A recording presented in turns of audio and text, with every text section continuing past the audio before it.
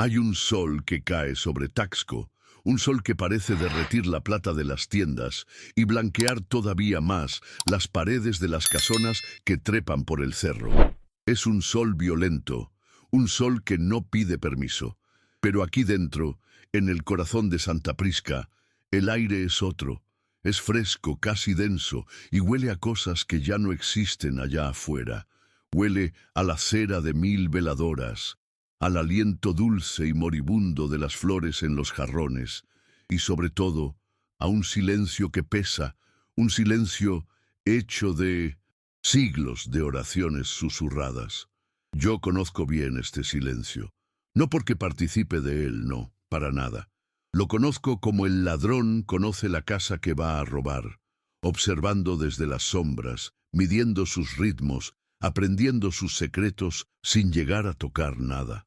Mi lugar está aquí, en la última banca, la que está más carcomida por la polilla, casi oculta detrás de una columna gruesa y fría. Desde aquí tengo el ángulo perfecto. Mis manos, que un día aprendieron a darle forma a la plata, a convertir una lámina muerta en un destello de luz, ahora solo recuerdan el tacto áspero y frío de otros metales. El de la ganzúa que se resiste, el de la moneda que no alcanza. Dicen que Taxco es la ciudad platera, la cuna de los artesanos. Para mí, es solo un laberinto de callejones empedrados, donde se puede desaparecer con facilidad.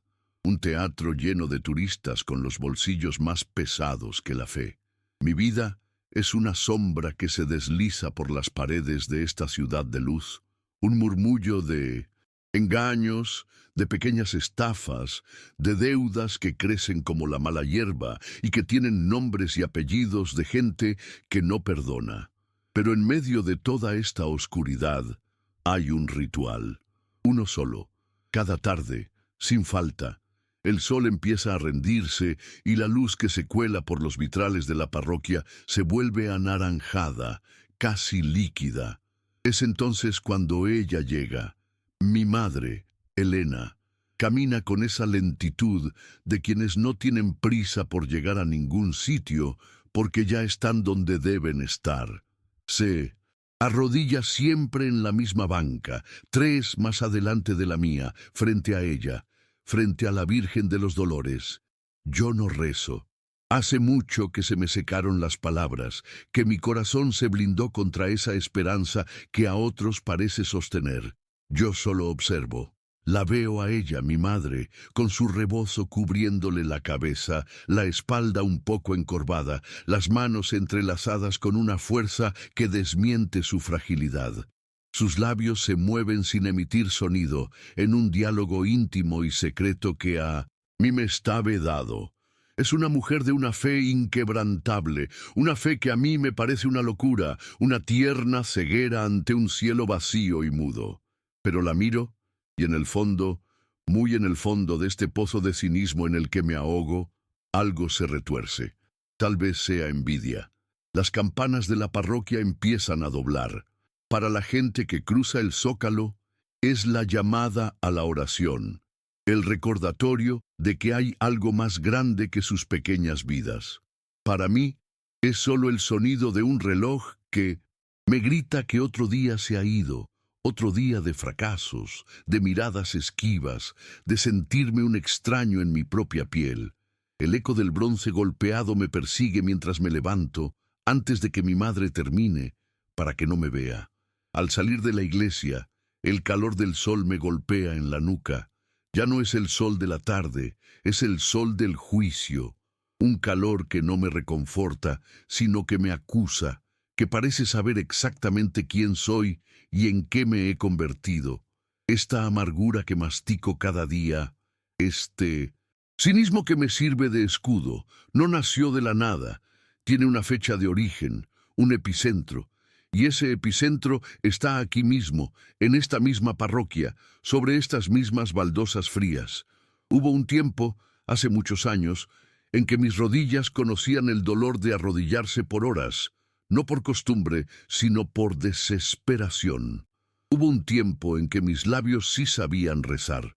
Y no solo eso, gritaban, suplicaban, Intentaban negociar con el cielo con la fe ciega y absoluta de un niño que cree que, si desea algo con suficiente fuerza, el universo no tiene más remedio que concedérselo. Se llamaba Sofía, mi hermana pequeña. Era una luz.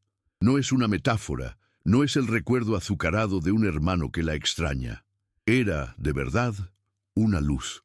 Tenía una risa que parecía limpiar el aire y unos ojos que miraban el mundo con un asombro que a mí ya se me había empezado a gastar. Y entonces, de un día para otro, esa luz comenzó a parpadear. Una enfermedad de esas que los médicos nombran con palabras, largas y graves, una tormenta que se desató dentro de su cuerpo pequeño y frágil. Recuerdo las noches en vela, el olor del antiséptico del hospital mezclado con el perfume de las flores que la gente traía. Y recuerdo, sobre todo, las noches aquí. Huía del hospital cuando ya no podía soportar el pitido de las máquinas y venía a este lugar. Me arrodillaba justo ahí, donde ahora se arrodilla mi madre, y le hablaba a esa misma Virgen. Le prometía todo. Le juraba que sería bueno, que cambiaría, que dedicaría mi vida a lo que fuera, pero que la salvara, que hiciera el milagro. Veía a mi madre a mi lado, rezando con un fervor que yo creía que era capaz de mover montañas, de cambiar el curso de los ríos, de detener el sol. Su fe era tan palpable, tan densa, que yo me aferraba a ella, convencido de que la suma de nuestras dos desesperaciones tenía que provocar una respuesta. Creía en la justicia de la oración. Creía que si pedíamos con el corazón desgarrado, con el alma en carne viva, era imposible no ser escuchados. El dolor, pensaba yo, era una moneda de cambio y nosotros estábamos pagando el precio más alto. Pero la montaña no se movió. El río siguió su curso. La luz de Sofía se apagó. Y Dios guardó un silencio atronador. Un silencio que aplastó mi fe y la hizo polvo. Desde ese día, la devoción de mi madre dejó de ser para mí una fortaleza. La veo ahora como una tierna y obstinada ceguera, una incapacidad para aceptar que estamos solos, que no hay nadie al otro lado escuchando nuestras súplicas. Mi corazón no se rompió ese día, se blindó, se cubrió de una capa de resentimiento tan gruesa que ya nada puede penetrarla, y empecé a robar, al principio por necesidad, pero luego descubrí un oscuro placer en ello. Cada cartera que tomaba, cada turista que engañaba, era un pequeño acto de rebelión. Era mi forma de escupirle a la cara a ese Dios silencioso. Era mi manera de decirle, ¿ves? No me importan tus reglas. Tus reglas no sirvieron para salvarla. Así que ahora yo viviré sin ellas. Era una pequeña y patética venganza contra el silencio. No sé si alguien que esté viendo esto ha sentido alguna vez algo parecido. Ese silencio de Dios justo, cuando más gritabas por una respuesta. Si es así, si entiendes este dolor, escribe amén en los comentarios. A veces, saber que no estamos solos en ese sentimiento es un pequeño consuelo. Pero mi venganza, mi pequeña guerra privada contra el silencio, se ha salido de control. Lo que empezó como una forma de gritarle al vacío se ha convertido en una soga alrededor de mi cuello. Las deudas ya no son un murmullo, son un grito en mi oído. Le debo dinero a gente que no entiende de excusas, a hombres cuya única fe es la violencia y cuyo único Dios es el dinero. Y la cifra ha crecido hasta convertirse en un monstruo, una bestia imposible de saciar con los pequeños hurtos y las estafas con las que sobrevivo. Me dieron un ultimátum hace 2 días. Las palabras del prestamista todavía resuenan en mi cabeza, frías y afiladas como una navaja. Una semana, Damián, o el dinero, o visitaremos a tu mamá. Sería una lástima que a una mujer tan devota le pasara algo malo. Y en su sonrisa vi la más pura oscuridad. No era una amenaza vacía. Lo sabía. De repente, todo mi resentimiento, toda mi rabia contra el cielo se sintió estúpida e infantil. He jugado con fuego y ahora el fuego amenaza con quemar lo único que me queda, la única persona cuya fe, aunque yo no la comparta, ha sido el ancla silenciosa de mi vida. La desesperación es un veneno que te ahoga lentamente. Siento su peso en mi pecho, una presión constante que me roba el aire. Cada esquina me parece una emboscada, cada rostro un espía. El sol de Taxco ya no me acusa, ahora se burla de mí. Esta noche la desesperación me ha traído de nuevo aquí, a mi rincón en la penumbra de Santa Prisca. Pero ya no observo a mi madre con la distancia cínica de siempre. La observo con el pánico de un hombre acorralado. La veo terminar sus oraciones. De su bolso saca un pequeño objeto que brilla a la luz de las velas. Es un exvoto de plata, una pequeña figura, quizás un corazón o unas manos en oración. No lo distingo desde aquí.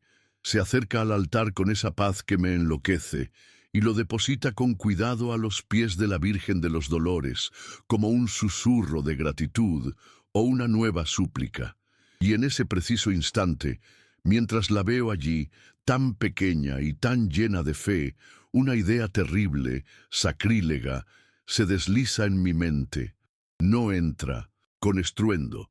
Se instala sigilosamente como una serpiente y empieza a susurrarme al oído. Mis ojos, casi sin mi permiso, se despegan de mi madre y se clavan en la imagen, no en su rostro de madera tallada, sino en lo que la cubre. El manto sagrado. Es famoso en todo Taxco. La gente habla de él en susurros de asombro. Dicen que está bordado con hilos de oro y plata puros, que cada pequeña joya que lo salpica es una promesa cumplida, un milagro agradecido por algún fiel a lo largo de los años. Un tesoro, un valor incalculable, dicen los rumores, una fortuna que podría pagar mi deuda y comprar mi huida a un lugar donde nadie me conozca. La serpiente en mi cabeza sisea con más fuerza, es la única salida, la única esperanza, y para alcanzarla tengo que cometer el peor pecado que este pueblo podría imaginar. Tengo que herir el corazón de la fe de mi madre, de todo Taxco. Tengo que robarle el manto a la Virgen. Mi corazón empieza a martillar en mi pecho, un tambor salvaje que ahoga el sonido de las últimas oraciones de la tarde. La noche cae sobre Taxco y la ciudad se viste de luces amarillas y sombras profundas. Pero la noche que ha caído dentro de mi alma es mucho más densa, una oscuridad sin estrellas.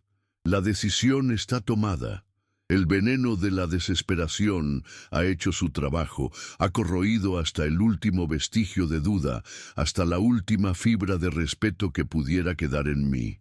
He pasado las últimas horas observando, esperando, como un buitre paciente. He visto al sacristán cerrar las enormes puertas de madera. He escuchado el sonido de la llave girando en la cerradura, un sonido que para cualquiera significaría el fin del día, pero que para mí es el pistoletazo de salida. Forzar la entrada lateral, una pequeña puerta de servicio cuya cerradura conozco bien, es casi un juego de niños para mis manos.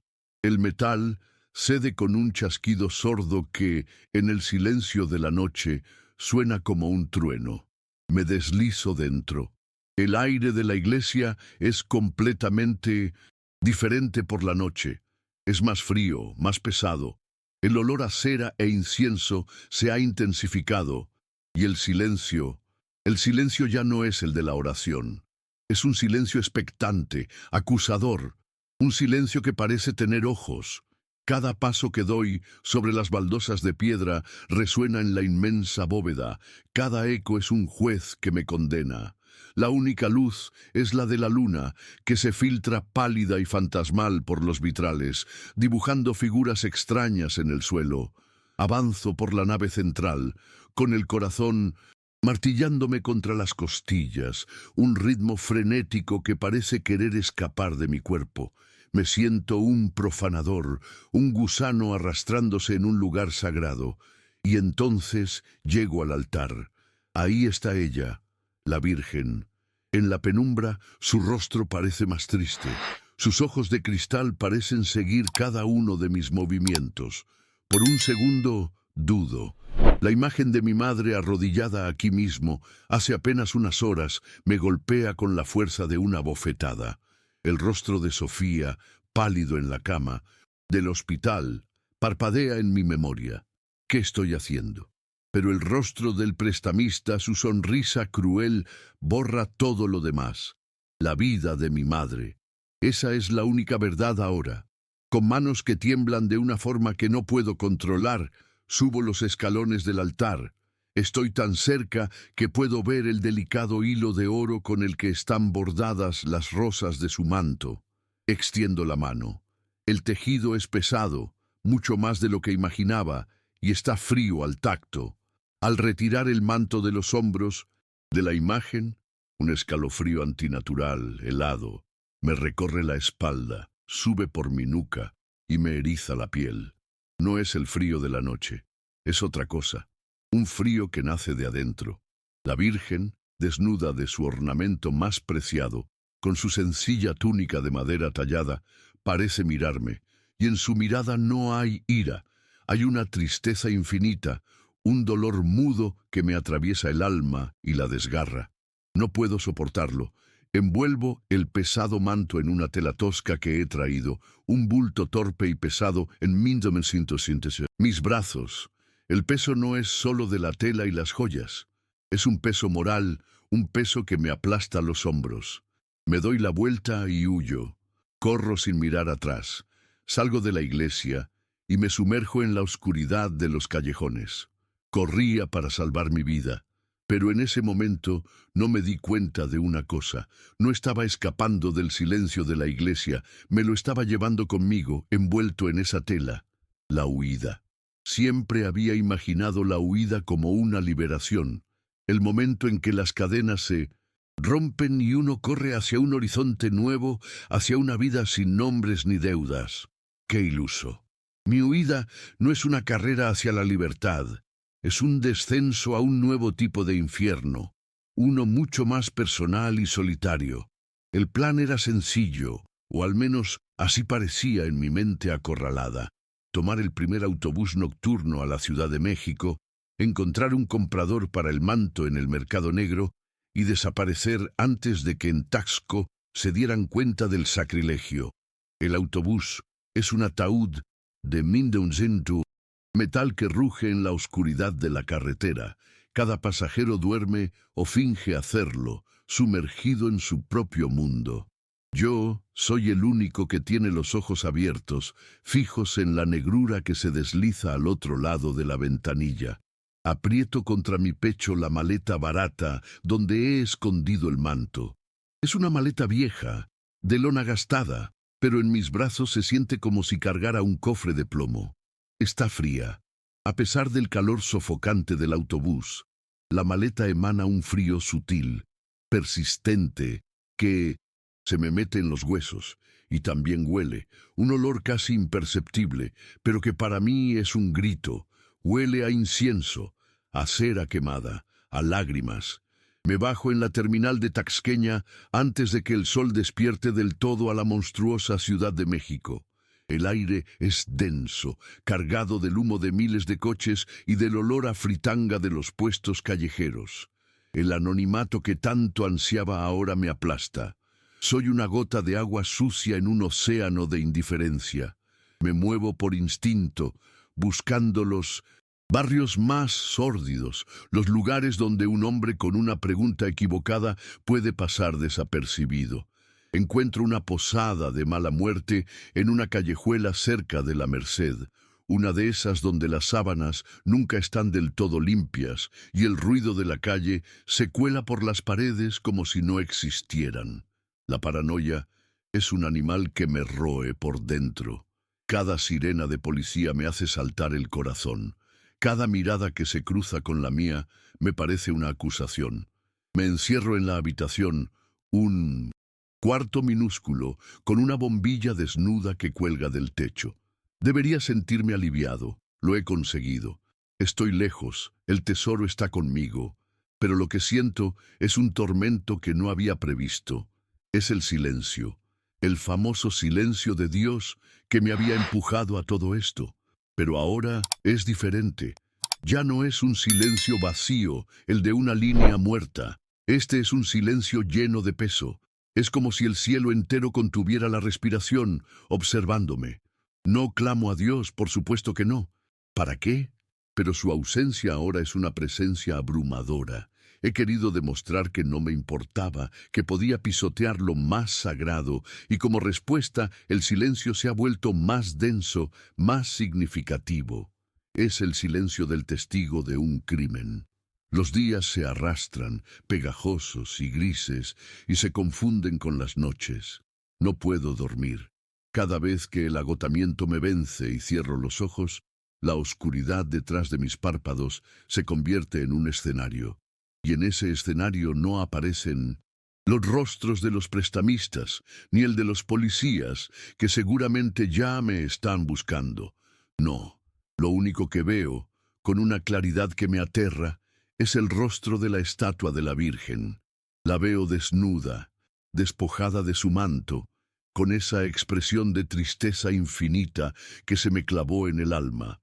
Es una imagen silenciosa, inmóvil, pero me grita más que cualquier amenaza. Es el recuerdo de mi propio sacrilegio, una fotografía imborrable que mi mente proyecta una y otra vez. La maleta permanece en una esquina de la habitación, como un animal dormido. A veces me sorprendo a mí mismo mirándola fijamente, como si esperara que se moviera, que me hablara. No me atrevo a abrirla. El frío que emana parece haber contagiado a todo el cuarto. Ya no sé si es el frío de la noche o ese frío antinatural que me recorrió el cuerpo en la iglesia. Intento comer, pero la comida me sabe a cartón. Intento caminar por las calles para disipar la angustia, pero el mar de gente anónima solo agiganta mi soledad. Y me siento como un fantasma, invisible para todos, pero perseguido por una sombra que yo mismo he creado.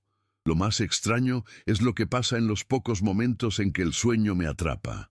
Fragmentos de oraciones que creía olvidadas, las que mi madre me enseñó cuando era un niño, asaltan mi mente.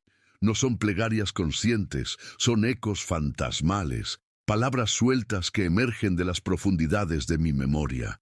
Ruega por nosotros, pecadores. Llena eres de gracia.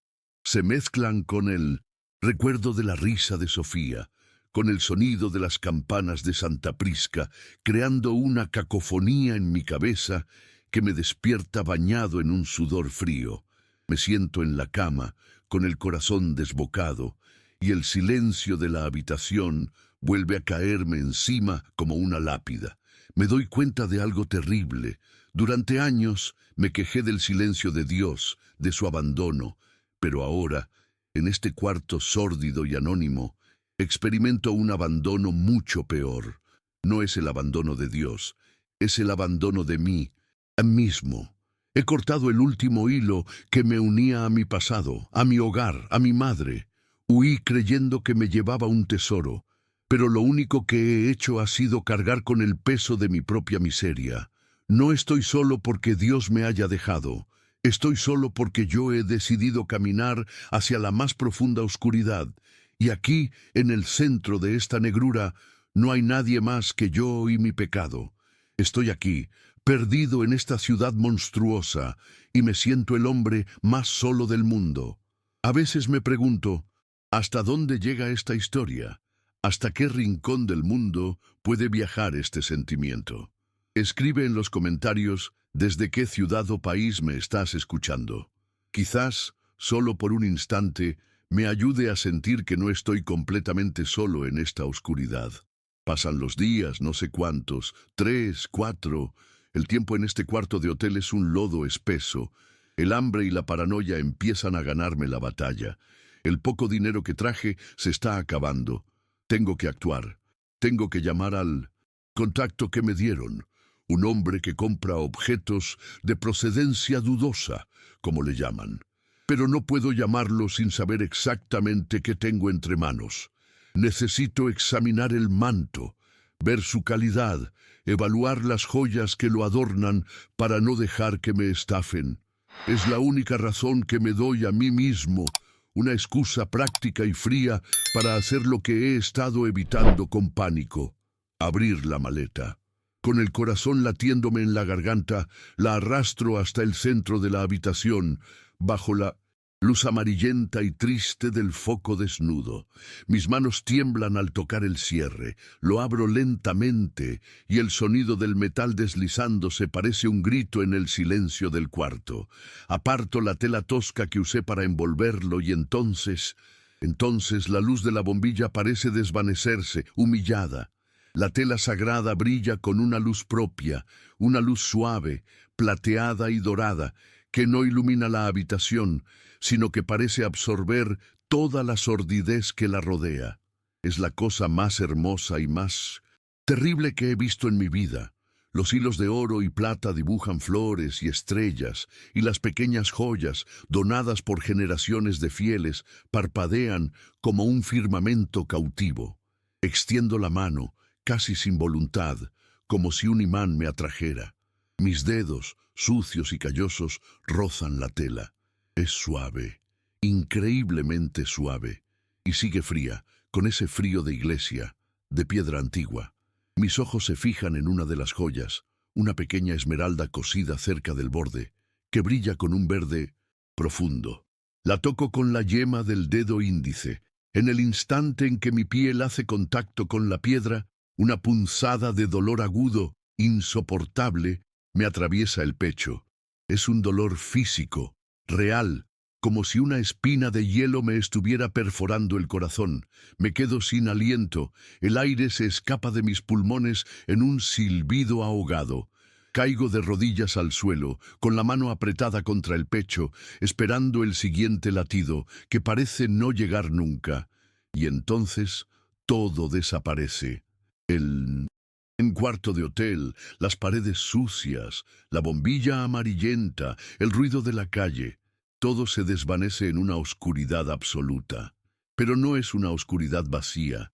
No estoy solo. Frente a mí, de pie en esa nada silenciosa, hay una mujer. No puedo ver su rostro con claridad. Está velado por una tristeza tan inmensa que impregna el aire. No lleva coronas ni mantos de oro. Viste con la sencillez de una mujer del pueblo. No hay halos de luz ni coros celestiales. Solo un dolor compartido, un dolor que me reconoce y un amor tan puro, tan inmenso, que me desarma por completo, que derrite el blindaje de mi corazón como si fuera de cera. No necesito ver su rostro para saber quién es.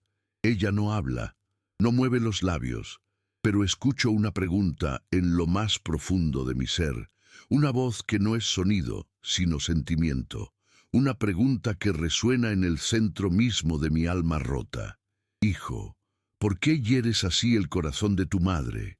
Y lo sé, en ese instante, con una claridad brutal que me parte en dos. Sé que no se refiere a ella, no habla de la reina del cielo, habla de Helena, de mi madre. La visión, o lo que sea que haya sido, se desvanece. La oscuridad se retira y las paredes sucias de la habitación vuelven a materializarse a mi alrededor. Pero yo sigo en el suelo, temblando, hecho un ovillo, con el rostro pegado a las baldosas frías. Y estoy llorando. No lloro como un hombre, con sollozos contenidos y rabia. Lloro como un niño que se ha perdido y que por fin ha sido encontrado. Son lágrimas que no nacen de los ojos, sino que brotan desde el centro de mi pecho, desde esa herida que creía cicatrizada y blindada. Son un torrente caliente que arrastra años de ira, de resentimiento, de un dolor tan petrificado que ya había olvidado cómo se sentía. En esa pregunta silenciosa, ¿por qué hieres así el corazón de tu madre? Toda mi vida se ha reconfigurado. He visto, con una claridad que me quema, el reflejo de mi propio dolor en el rostro de mi madre. Cada acto cínico, cada palabra, amarga cada robo. No eran ataques contra un Dios ausente, eran puñaladas directas a su corazón, al único corazón que ha seguido latiendo por mí incondicionalmente. Al robar este manto, no solo he ofendido al cielo, he escupido sobre el último refugio de mi madre, he profanado la fuente de su consuelo, el mismo consuelo que ella trató de ofrecerme cuando murió Sofía y que yo, en mi orgullo herido, rechacé. Y entonces llega la revelación. La pieza final del rompecabezas de mi vida encaja en su lugar y la imagen que forma es tan devastadora como liberadora. El silencio de Dios, ese silencio atronador que me ha servido de justificación para convertirme en este monstruo. Por primera vez, lo entiendo. No fue abandono, no fue indiferencia, fue una invitación. Una invitación a una fe más allá de los milagros fáciles. Una fe que no exige, sino que confía en la oscuridad. Una fe que mi madre entendió y abrazó y que por eso sobrevivió al dolor, mientras que yo, que exigía una respuesta a gritos, me hundí en él. El milagro no era que Sofía viviera, el milagro era seguir creyendo incluso después de que ella se fuera, y ese es el verdadero milagro que está ocurriendo ahora, aquí, en el suelo de este cuarto inmundo. No es una luz cegadora ni una voz del cielo. El milagro es esta inundación de gracia que está destrozando la armadura de mi corazón, estas lágrimas que limpian, que sanan. De repente, el valor del manto cambia por completo ante mis ojos.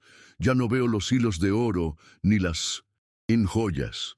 Veo las esperanzas, las súplicas, las lágrimas de miles de almas rotas como la de mi madre, como la mía. Comprendo que su verdadero valor no es material. Su valor es el consuelo. Un consuelo que yo quise robar y vender por unas cuantas monedas. El miedo a los prestamistas, ese pánico que me ha gobernado, se desvanece. Se vuelve pequeño, insignificante, reemplazado por un miedo mucho más profundo y sagrado, el miedo de vivir un solo segundo más lejos de esta misericordia que acabo de probar. La respuesta a mi dolor nunca estuvo en el dinero, no estaba en la huida. La única respuesta posible, la única que ha existido siempre, era el regreso. No hay un plan, no hay una estrategia. El hombre que pensaba, que calculaba, que medía los riesgos, murió en el suelo de esa habitación de hotel. El que se levanta es un hombre que solo actúa, movido por una urgencia que no comprende del todo, pero que obedece ciegamente. Mis movimientos, antes torpes por el miedo, ahora tienen una precisión y una reverencia que me sorprenden a mí mismo. Tomo el manto que sigue brillando en el suelo y ya no veo un botín, veo una reliquia. Lo doblo con un cuidado infinito, como si mis manos estuvieran tocando algo hecho de luz. El contacto con la tela ya no me produce dolor, sino un calor extraño, un consuelo que me ancla. Lo guardo de nuevo en la maleta. Pero esta vez, el acto no es el de un ladrón que esconde su mercancía, sino el de un peregrino que protege su objeto más sagrado. Salgo de la posada sin mirar atrás. Dejo atrás la sordidez, el miedo, la vida que estaba intentando comprar. En mi bolsillo apenas quedan unas monedas, lo justo para un pasaje de autobús que no me llevará hasta Taxco, ni siquiera cerca. No importa, emprenderé el viaje de regreso, aunque tenga que hacerlo a pie. Este viaje ya no es una huida, es una penitencia. Cada paso que dé hacia el sur será una sílaba de la oración de arrepentimiento que aún no sé cómo pronunciar. El Damián cínico y resentido, muerto. El que ahora viaja en un autobús destartalado, rodeado del bullicio de familias y trabajadores, es un hombre quebrantado, pero lleno de un propósito nuevo y abrumador, la restitución. No pienso en los prestamistas, no pienso en la cárcel. Es extraño, pero esas amenazas que eran el centro de mi universo hace unas horas, ahora son solo ruido de fondo. El único juez cuya sentencia me aterra es el silencio en el corazón de mi madre. El viaje es un desierto. un desierto de asfalto, de paradas, en pueblos polvorientos, de miradas curiosas de otros pasajeros. El hambre se hace presente, un nudo en el estómago que me recuerda mi fragilidad.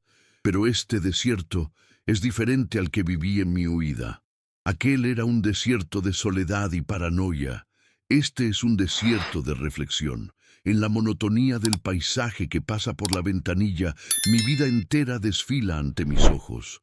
Veo al niño que fui, lleno de fe, de la mano de mi madre. Veo al joven arrogante que le dio la espalda a Dios. Veo al ladrón en el que me convertí. No aparto la mirada de ninguna de esas imágenes. Las acepto. Acepto el hombre que he sido para poder empezar a construir el que quiero ser. Cada kilómetro que avanzo es una batalla contra la vieja voz del cinismo que me susurra al oído que estoy loco, que vuelvo para entregarme a una muerte segura, que la misericordia no paga deudas. Pero otra voz, una nueva y más silenciosa, me dice que siga adelante, que la verdadera muerte era la vida que estaba viviendo antes. El dinero se acaba, como era inevitable. El último boleto de autobús me deja en una pequeña ciudad a más de 100 kilómetros de Taxco. De aquí en adelante, mis pies son mi único transporte. El asfalto de la carretera quema a través de las suelas gastadas de mis zapatos. El sol del mediodía es un martillo que golpea mi cabeza y mi nuca sin piedad. El mundo que antes recorría en la comodidad anónima del autobús, ahora se me presenta en toda su crudeza. El polvo que se levanta con cada coche que pasa, la basura en las cunetas, la inmensidad de un cielo sin nubes y sin compasión. La maleta con su sagrado contenido se vuelve cada vez más pesada. El asa de plástico se me clava en la mano y tengo que cambiarla de un brazo a otro cada pocos minutos. Este peso físico se convierte en el centro de mi penitencia. Cada músculo dolorido, cada gota de sudor que me empapa la camisa, cada punzada de hambre, se siente como una pequeña parte de la inmensa deuda que estoy pagando. Es una oración extraña, una oración del cuerpo. Mis labios no se mueven, pero mis pies, mi espalda, mis brazos le gritan al cielo mi arrepentimiento, y la vieja voz, la del cínico, la del ladrón, no ha desaparecido del todo. En los momentos de mayor debilidad, cuando la sed me raspa la garganta y el cansancio amenaza con derrumbarme, esa voz susurra en mi mente.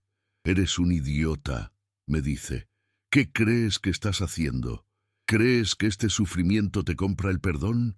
¿Estás volviendo para que te maten o te encierren? Nadie te va a recibir con los brazos abiertos. La misericordia no te va a salvar de las balas».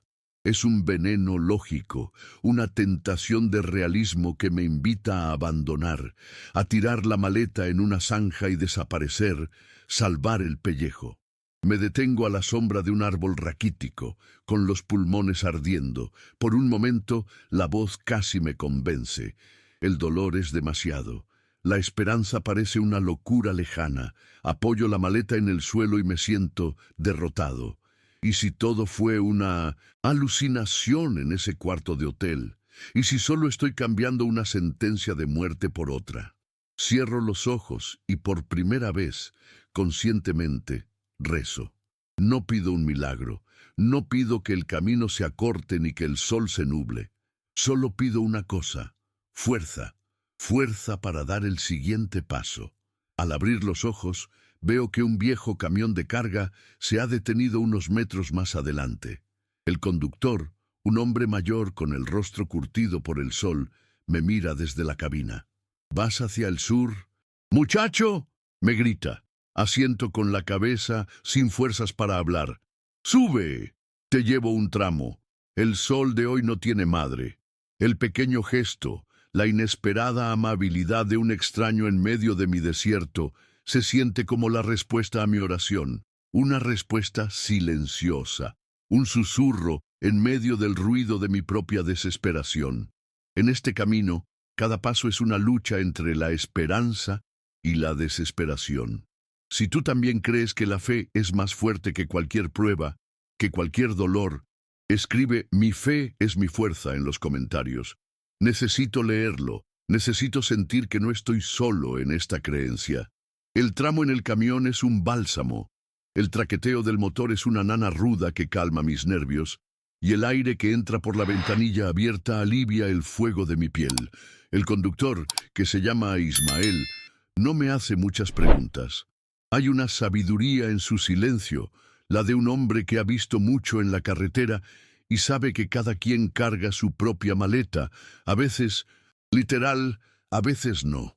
Comparte conmigo una botella de agua y un trozo de pan, y ese simple acto de generosidad me conmueve hasta las lágrimas, que disimulo mirando por la ventana. ¿Problemas en casa?, pregunta de pronto, sin apartar la vista del camino. Su voz es rasposa como la tierra seca. Los más grandes que se pueden tener, respondo, y me sorprende mi propia honestidad. Él asiente lentamente. No hay problema que sea más grande que el corazón de una madre, dice. Los hijos podemos ser muy pendejos. Rompemos todo lo que tocamos, a veces hasta a nosotros mismos. Pero una madre sabe ver entre los pedazos rotos. Siempre encuentra la pieza que todavía sirve. Sus palabras, tan sencillas, tan llanas, me golpean con más fuerza que cualquier sermón. Siempre encuentra la pieza que todavía sirve. Pienso en mi madre, en su fe inquebrantable, no solo en su Dios y en su Virgen, sino en mí. Incluso cuando yo era la personificación de la decepción, nunca vi en sus ojos el juicio final, solo una tristeza profunda, un dolor que ahora lo entiendo era por mí, no de mí. Mi mayor miedo, mi mayor temor en este regreso es precisamente ese, enfrentarme a su mirada. El miedo a los prestamistas, a la cárcel, es un miedo al dolor físico, a la pérdida de la libertad. Pero el miedo a ver el dolor que he causado en los ojos de mi madre es un terror del alma. Es el miedo a la condena de un amor que no merezco. Ismael me deja en un cruce de caminos a unos 20 kilómetros de Taxco. Hasta aquí llego yo, dice con una media sonrisa. Que tu camino sea bueno, muchacho. Le doy las gracias con una sinceridad que casi me rompe la voz. Él solo asiente y se pierde en una nube de polvo. Y de nuevo, estoy solo. Pero ya no es la misma soledad. El paisaje ha cambiado. Las montañas que rodean Taxco ya son visibles en el horizonte, su silueta familiar recortada contra el cielo del atardecer. El aire huele diferente, huele a mi tierra. Cada árbol, cada curva del camino es un recuerdo. Y con la familiaridad, el pánico vuelve a crecer. Estoy cerca, demasiado cerca. Cada paso me acerca más al momento de la verdad, al juicio de esa mirada que tanto temo. ¿Qué le voy a decir? Perdóname, mamá, por haber destrozado tu corazón, por haber profanado tu fe, por haber puesto tu vida en peligro. Las palabras suenan vacías, inútiles. Me doy cuenta de que no hay nada que yo pueda decir. No hay explicación que valga. Mi única defensa, mi única súplica, mi única confesión está aquí, en esta maleta que cargo. Mi arrepentimiento no puede ser dicho, solo puede ser demostrado. Tengo que devolver lo que robé, no solo a la Virgen, sino a ella, a mi madre. El sol se rinde y la noche empieza a teñir las montañas de un azul profundo. Camino los últimos kilómetros bajo un manto de estrellas que hace mucho no me detenía a mirar. Son las mismas estrellas que cubrían el cielo la noche que huí, la misma luna. Pero yo ya no soy el mismo hombre. Llego a las primeras casas de Taxco. Las luces de la ciudad, desparramadas por la ladera del cerro, me parecen un enjambre de luciérnagas. Antes, esta vista significaba hogar. Ahora, cada luz es un ojo que me observa, que me juzga. Me muevo por las calles secundarias, pegado a las sombras, un hábito de mi vida pasada que me cuesta abandonar. Mi cuerpo quiere esconderse, pero mi alma camina erguida. Cada esquina que doblo aumenta la presión en mi pecho. Aquí estafé a un par de turistas. En esa plazuela le arrebaté la cartera a un anciano. Los fantasmas de mis pecados me saludan desde cada rincón de mi ciudad, pero ya no siento el oscuro placer de la rebelión, solo siento una profunda y amarga vergüenza. La tentación de dar la vuelta, de huir una vez más, es casi abrumadora. La voz del miedo grita en mi cabeza. Te están esperando. Los hombres a los que les debes dinero no olvidan. Alguien habrá dado aviso a la policía. Estás caminando directamente a una trampa. Todavía estás a tiempo de salvarte. Es la voz de la supervivencia, la que me ha mantenido a flote en mi miseria durante años. Me detengo en una esquina, oculto en la oscuridad, y miro hacia el centro de la ciudad, de donde emana un resplandor que ilumina la noche. La luz de Santa Prisca. Tengo que elegir. La oscuridad de la huida, que promete una supervivencia vacía, o la luz de la restitución, que exige el sacrificio de todo lo que soy. Cierro los ojos y respiro hondo. La imagen de la Virgen en la visión, su tristeza infinita, la pregunta sobre el corazón de mi madre, esa es mi brújula, mi única verdad. Mi supervivencia ya no importa. Lo único que importa es sanar la herida que yo mismo abrí. Este es el momento más difícil, el momento en que la fe te pide que camines hacia el peligro, confiando en una esperanza que apenas puedes ver.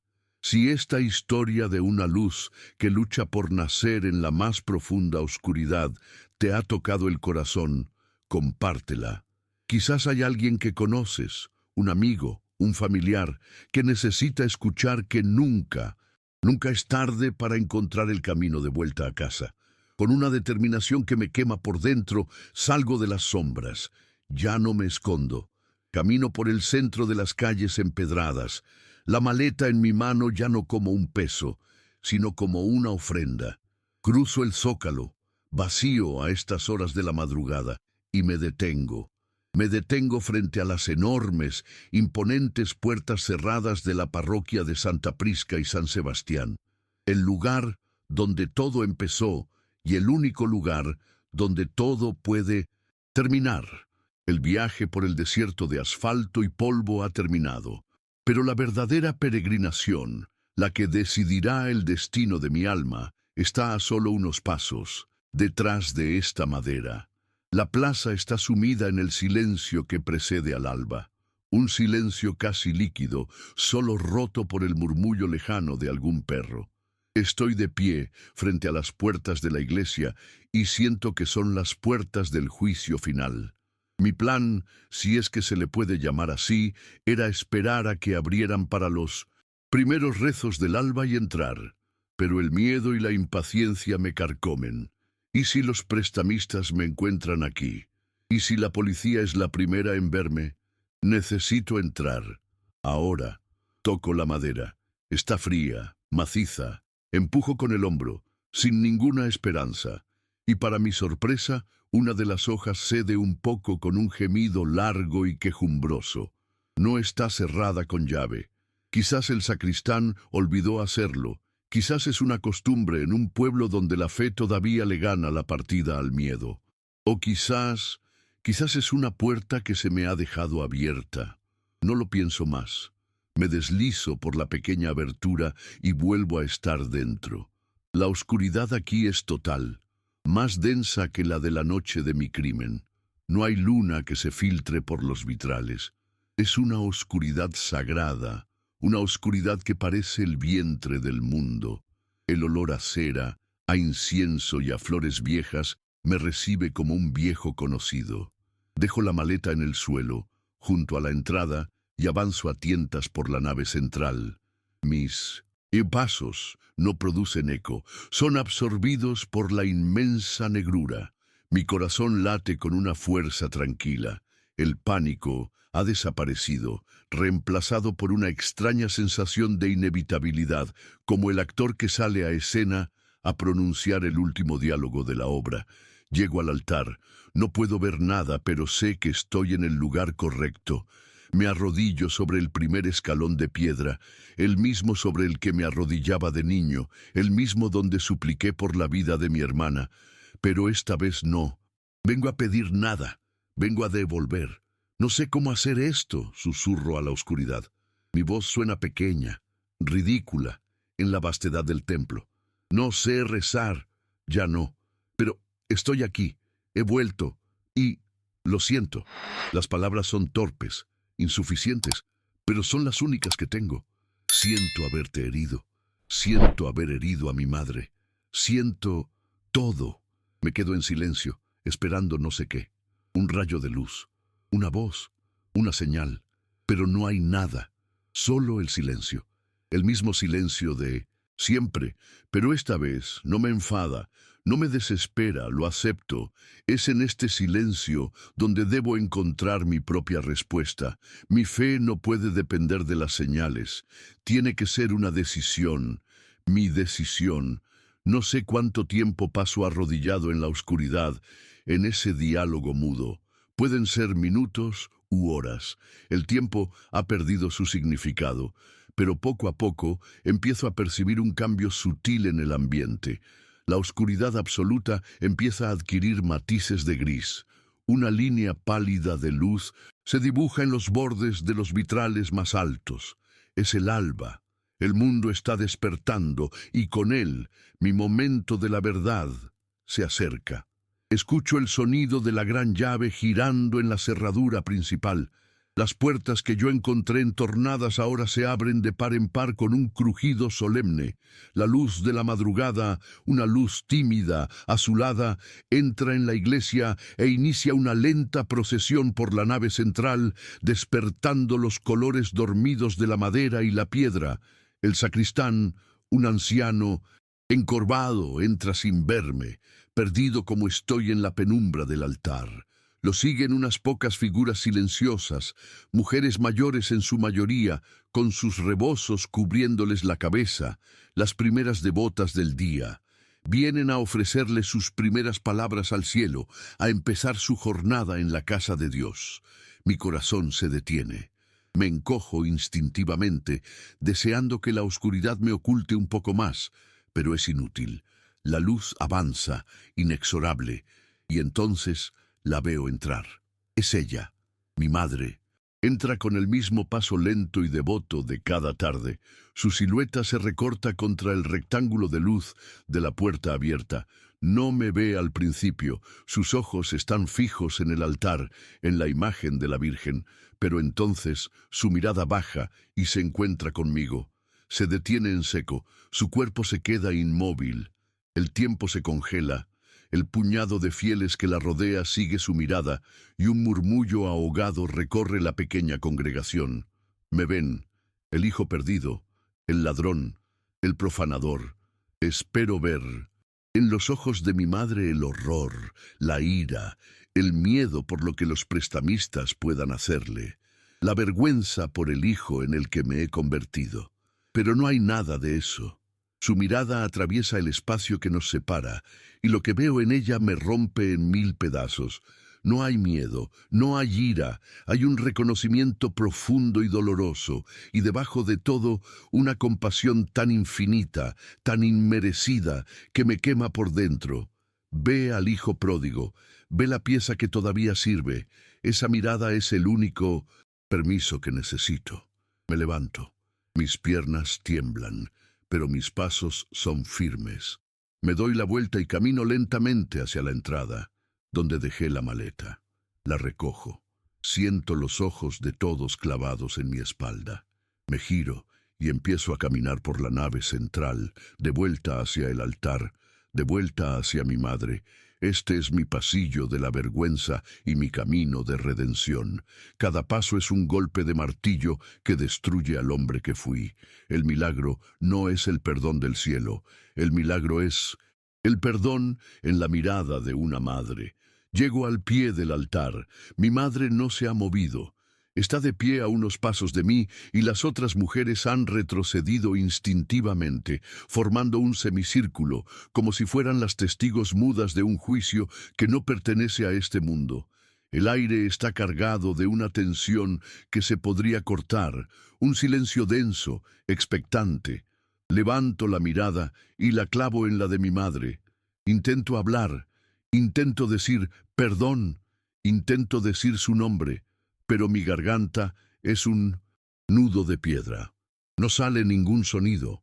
Lo único que brota de mí, de nuevo, son las lágrimas. Lágrimas silenciosas que me resbalan por la cara sucia de polvo y cansancio y que caen sobre la maleta que sostengo con manos temblorosas. Como no puedo hablar, actúo. Me arrodillo lentamente en el suelo de piedra, el mismo gesto que he hecho tantas veces en mi vida, pero que nunca ha tenido este peso, esta verdad. Pongo la maleta frente a mí y la abro. La luz del alba, que ya entra con más fuerza por los ventanales, arranca destellos dorados y plateados del manto que yace doblado en el interior. El murmullo de las mujeres se intensifica por un segundo y luego muere en un silencio de asombro absoluto. Con un cuidado que mis manos de ladrón no sabían que poseían, saco el manto. El tejido sagrado se despliega y su belleza inunda el espacio humilde del presbiterio. Es una cascada de luz, fe y color en medio del gris amanecer de la iglesia, y entonces, todavía de rodillas, lo levanto con ambas manos. No lo levanto hacia el altar, no lo levanto hacia la imagen desnuda de la Virgen, lo levanto hacia mi madre. Es una ofrenda, es mi confesión, es mi corazón roto y arrepentido, hecho tejido y joyas. No tengo palabras, así que le ofrezco este gesto. Le ofrezco el peso de mi sacrilegio para que ella me ayude a devolverlo a su lugar. Mi madre da un paso adelante, luego otro. Sus manos, arrugadas por los años y el trabajo, tiemblan visiblemente, pero su mirada es firme. Se acerca hasta que está junto a mí, arrodillado, y entonces hace algo que lo cambia todo. Pone sus manos temblorosas sobre las mías, ayudándome a sostener el peso del manto. Siento el calor de su piel a través de la tela fría. No dice nada. No necesita hacerlo. Su tacto es la absolución. Su presencia a mi lado es la respuesta a todas las oraciones que no supe hacer. Juntos, mi madre y yo, nos levantamos, y juntos, en un silencio solemne, subimos los escalones del altar. El mundo exterior, las deudas, los prestamistas, la cárcel, todo ha desaparecido. Solo existimos nosotros dos, la Virgen que espera y este acto de restitución. Este acto que es mi primera oración verdadera en más de 15 años. Una oración hecha de lágrimas, de vergüenza y del temblor de las manos de una madre que nunca, nunca perdió la fe. Nuestros movimientos son lentos, ceremoniales. Mis manos torpes y las manos finas y arrugadas de mi madre trabajan juntas. Levantamos el pesado manto y con un cuidado infinito lo acercamos a los hombros de la imagen de madera. Es como si estuviéramos vistiendo a una reina. El tejido se asienta sobre la figura y la Virgen de los Dolores deja de ser la estatua desnuda y triste que me ha atormentado en mis pesadillas. Vuelve a ser la Madre Dolorosa, vestida con la fe y las promesas de su pueblo. Alisamos los pliegues, ajustamos la caída de la tela. Mis dedos rozan las pequeñas joyas cosidas y ya no siento la punzada de dolor, sino una corriente de paz, de pertenencia. Por primera vez en mi vida, no estoy tomando, estoy dando, estoy restaurando.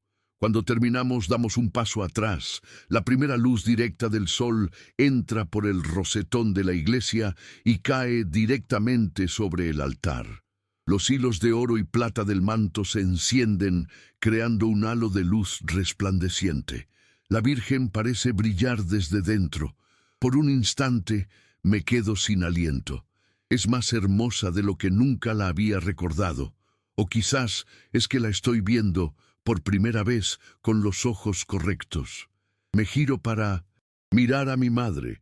Su rostro está bañado en lágrimas, pero sonríe, una sonrisa pequeña, temblorosa, pero es la sonrisa más real y más hermosa que le he visto en años.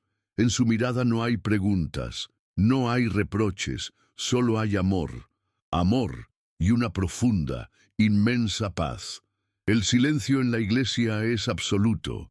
Las pocas mujeres que han presenciado la escena siguen inmóviles, con las manos juntas en un gesto de oración. Nadie dice nada, nadie me señala, nadie corre a buscar a la policía. Han entendido. Han sido testigos no del regreso de un ladrón, sino de algo mucho más profundo. Han visto un corazón romperse y volver a unirse, no por la fuerza, sino por la gracia.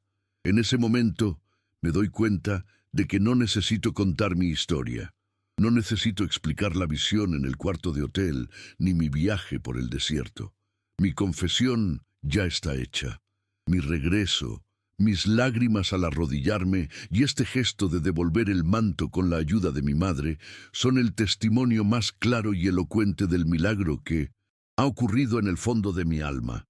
Mi madre extiende su mano y no agarra la mía, simplemente la posa sobre mi hombro. El peso de su mano es ligero, pero me ancla, me devuelve a la tierra. Es un gesto que dice, estoy aquí, estás en casa.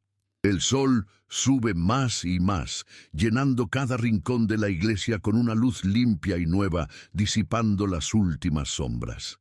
En el silencio de la iglesia, bajo la luz de un día que empieza de cero, supe que, de alguna manera incomprensible, había sido perdonado. Pero la verdadera prueba no era recibir el perdón. La verdadera prueba sería, a partir de este instante, aprender a vivir una vida que fuera digna de él. La historia no termina con las lágrimas y la luz del amanecer en la iglesia. Ahí es donde empieza la parte difícil, la parte sin milagros espectaculares, la vida. Salimos de la iglesia juntos, mi madre y yo, bajo la mirada silenciosa de las testigos. Nadie dijo una palabra. El pueblo de Taxco tiene una sabiduría antigua, y esa mañana decidió callar. La noticia del regreso del manto se esparciría, por supuesto, pero se contaría en susurros, como una leyenda, no como un reporte policial. Mi madre me llevó a casa, nuestra pequeña casa, que olía a café y a flores, como siempre. Me senté en la cocina, en la misma silla donde me sentaba de niño, y por primera vez en semanas sentí que podía respirar. Pero el mundo real no había desaparecido. La deuda seguía ahí. Los hombres peligrosos a los que les debía dinero no se habían desvanecido por un acto de fe. ¿Qué vas a hacer, hijo?, me preguntó mi madre poniéndome una taza de café en las manos. Su voz era suave, sin rastro de pánico. Voy a pagarles, le dije. Voy a enfrentarlos. Vi el miedo asomar a sus ojos, pero lo controló. ¿Cómo?, preguntó. Trabajando, respondí. Y al decirlo, sentí el peso y la verdad de esa simple palabra. Voy a volver a trabajar la plata, y voy a ir a hablar con ellos. Les diré la verdad, que no tengo el dinero ahora, pero que les pagaré cada centavo, aunque me tome el resto de mi vida. Era una locura, un suicidio. Esos hombres no eran banqueros pacientes, eran lobos, pero el Damián que tenía miedo de ellos había muerto. El miedo que ahora me gobernaba era otro, el miedo a volver a ser el hombre que fui. Fui a verlos esa misma tarde, fui solo. Caminé por las mismas calles que antes recorría como una rata asustada, pero ahora caminaba con la cabeza alta, no por orgullo, sino por una extraña serenidad. No tenía nada que perder porque ya había recuperado lo único que importaba. Entré en su oficina, el mismo lugar donde me habían amenazado. El mismo hombre de la sonrisa cruel estaba sentado detrás de su escritorio. Me miró con una mezcla de sorpresa y burla. Esperaba que llegara suplicando o con una excusa. No hice ninguna de las dos cosas. Le conté mi plan. Con calma. Le dije que había cometido un error terrible, pero que estaba dispuesto a enmendarlo con trabajo. Le ofrecí mi habilidad como platero. Trabajaría para él, para pagar la deuda. Le daría cada pieza que mis manos crearan hasta que el último centavo estuviera saldado. El hombre me escuchó en silencio, con una ceja arqueada, como si estuviera presenciando el delirio de un loco. Cuando terminé de hablar, se echó a reír, una risa seca, sin alegría, que rebotó en las paredes de la pequeña oficina. ¿Crees que soy un cura, Damián? Vienes a confesarte y a ofrecerme trabajitos. La gente como yo no funciona con fe, funciona con dinero, dinero que tú no tienes. Se levantó y caminó a mi alrededor, como un tiburón estudiando a su presa. Yo no me moví, mantuve mi mirada tranquila. No había desafío en mis ojos, solo una resolución inquebrantable. «Mátame si quieres», le dije con una voz que no parecía la mía. «Pero muerto no podré pagarte. Déjame vivir, déjame trabajar, y te juro por lo más sagrado que tendrás tu dinero, y con intereses». Quizás fue la mención a lo más sagrado. Quizás fue que vio en mis ojos que ya no me tenía agarrado por el miedo, que algo en mí se había roto y se había vuelto a soldar de una forma que él no comprendía. Se detuvo frente a mí y me estudió durante un largo rato. Vi la duda en su mirada. Vio que mi propuesta, aunque extraña, era la única posibilidad real que tenía de recuperar su dinero. «De acuerdo», dijo finalmente con un bufido, «pero bajo mis condiciones. Trabajarás aquí, en mi trastienda. Tengo un pequeño taller abandonado. Te daré el material. Cada pieza que hagas será mía hasta que la deuda esté saldada. Y no intentes ninguna estupidez, Damián. Tu madre sigue viviendo donde siempre». Acepté. Era más de lo que podía esperar. Mi vida se convirtió en un ciclo simple y riguroso. Me levantaba antes del alba, iba a la iglesia con mi madre para los primeros rezos. Luego caminaba hasta la trastienda del prestamista y me encerraba en el pequeño taller polvoriento. Y ahí el milagro continuaba, pero de una forma más silenciosa. Mis manos, que habían olvidado el arte, empezaron a recordar. Al principio eran torpes, inseguras, pero poco a poco el martillo se sentía como una extensión de mi brazo, el cincel como la punta de mis dedos, y empecé a crear.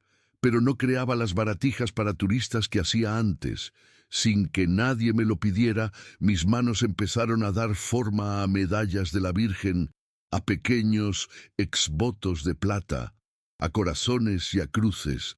Cada pieza que salía de ese taller era una oración. Cada golpe del martillo era un acto de contrición. Cada hora de pulir la plata hasta sacarle un brillo de espejo era un acto de reparación. No trabajaba por dinero, trabajaba por redención, y en el esfuerzo, en el sudor, en la dedicación absoluta a mi labor, encontré una paz que ningún dinero robado me había dado jamás. Estaba pagando mi deuda con el mundo, sí, pero sobre todo estaba reconstruyendo mi propia alma, pieza por pieza. Y así empezaron los años de mi restitución. Una historia de pequeños gestos, de martillo y cincel. Si este camino de sanación te está inspirando, te recuerdo que puedes suscribirte al canal para no perderte otras historias de fe y esperanza como esta. Pasaron los años. 1 año, luego 2, luego 5. Mi vida se convirtió en ese taller. El prestamista, contra todo pronóstico, cumplió su palabra. Nunca me trató con amabilidad, pero con el tiempo su mirada de desprecio se transformó en una de curiosidad, casi de un respeto a regañadientes.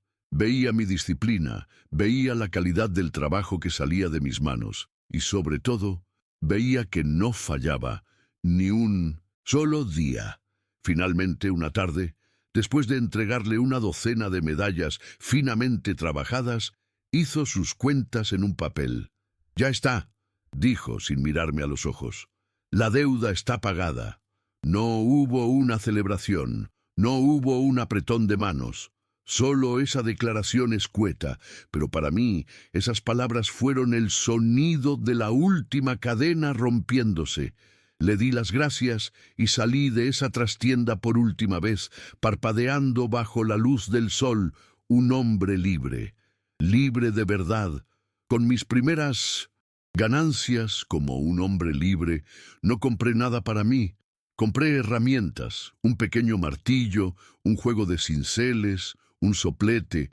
Alquilé un pequeño local no más grande que una alacena, en una de las callejuelas menos transitadas de Taxco, y abrí mi propio taller.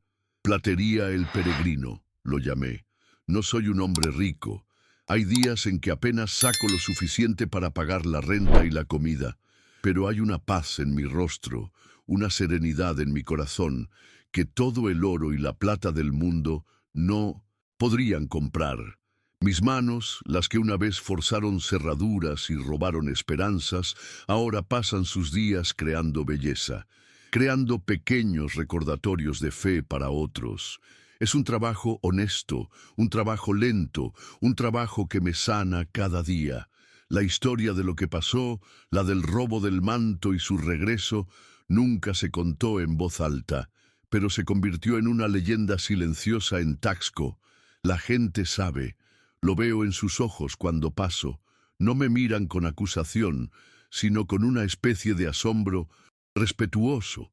Ven al hombre que se perdió y que encontró el camino de vuelta. Mi vida se ha convertido en mi único testimonio. No necesito dar discursos. Mi testimonio es levantarme cada mañana, abrir mi taller y sentarme a trabajar con honestidad. Mi testimonio es caminar por la calle con la frente en alto, no por orgullo, sino porque ya no tengo nada que ocultar. Y cada tarde, el ritual que antes observaba desde las sombras, ahora lo vivo desde dentro. Ya no me escondo en la última banca de la iglesia. Ahora me arrodillo junto a ella, junto a mi madre, Elena. Sus manos y las mías a veces se rozan mientras rezamos, y en ese simple contacto, en ese silencio compartido frente a la Virgen de los Dolores, que luce su manto resplandeciente, encuentro toda la fuerza y todo el sentido que necesito. He aprendido en estos años que la verdadera paz no es la ausencia de problemas, sino la presencia de Dios en el corazón, incluso en medio del silencio. Si tú también lo crees, si sientes esa verdad en tu alma, escribe con toda tu fuerza en los comentarios: Jesús, en ti confío. A veces, cuando estoy trabajando en mi taller y la luz de la tarde entra por la pequeña ventana, dorando el polvo que flota en el aire, me detengo un momento. Dejo las herramientas sobre la mesa de madera y simplemente respiro. En esos instantes de quietud, a menudo pienso en el hombre que fui, el hombre enojado, lleno de resentimiento, que creía que el cielo le había robado algo, y me doy cuenta de la extraña y terrible misericordia de Dios. Yo, en mi desesperación, le robé a la Virgen su manto, su símbolo más sagrado. Creí que estaba cometiendo el acto final de desafío contra un Dios silencioso. Pero ahora entiendo que a veces, quizás, Dios permite que le robemos lo más sagrado, no para castigarnos, no para condenarnos, sino para un propósito mucho más misterioso.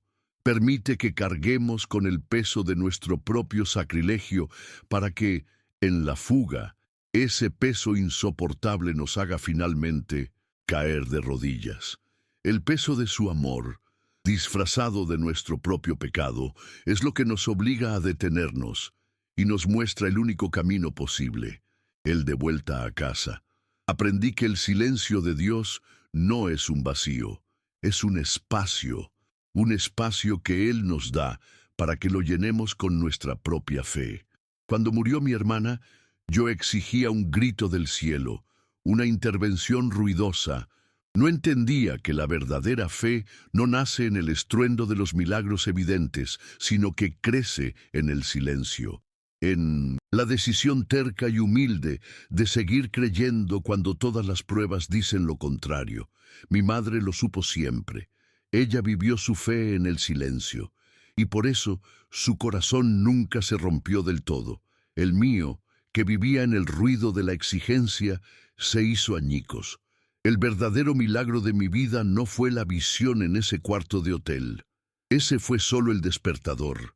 El verdadero milagro ha sido cada día desde entonces. cada mañana que me levanto y elijo la honestidad sobre el engaño, cada golpe de martillo que doy en mi taller, cada oración que rezo junto a mi madre, ya no con desesperación, sino con una gratitud serena. El milagro es la paz, una paz que no es la ausencia de dolor. Todavía extraño a Sofía cada día, sino la certeza de que incluso en el dolor más profundo no estamos solos. Mi testimonio no es una historia de ángeles y luces celestiales. Es la historia mucho más simple y mucho más humana de un hombre que se perdió en la oscuridad más profunda y fue encontrado, no por una voz que tronó desde el cielo, sino por el amor silencioso de una madre que se reflejó en el amor inquebrantable de otra. Y ese, he descubierto, es el único GPS que el alma necesita para encontrar, sin importar lo lejos que se haya ido, el camino de regreso a casa.